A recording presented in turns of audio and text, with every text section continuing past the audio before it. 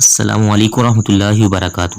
پیارے بھائیو، بڑا ہی اہم سوال ہے کہ کیا اللہ تبارک و تعالیٰ کو عاشق کہہ سکتے ہیں؟ کیا وہ عشق کرتا ہے؟ یہ لفظ عشق اللہ تعالیٰ کے لیے بولنا کیسا ہے؟ تو فتاوی رضویہ شریف میں یہ اعلیٰ حضرت سے سوال ہے۔ اعلیٰ حضرت علی رحمہ سے سوال ہوتا ہے کہ حضور پر نور صلی اللہ علیہ وآلہ وسلم کے لیے لفظ معشوق اور اللہ تعالیٰ کو عاشق کہنا جائز ہے یا نہیں؟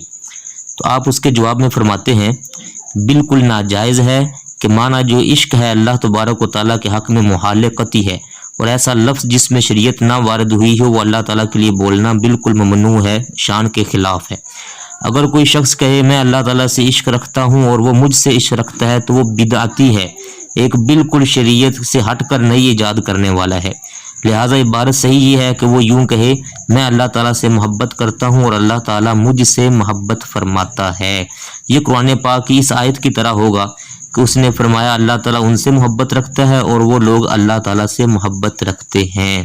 یہ ہے اصل انداز جو کہنا چاہیے ہم سب کو۔ یہ ساری تفصیل موجود ہے فتاوی رضویہ شریف کی جلد 21 صفحہ نمبر 114 پہ۔ والسلام علیکم ورحمۃ اللہ وبرکاتہ۔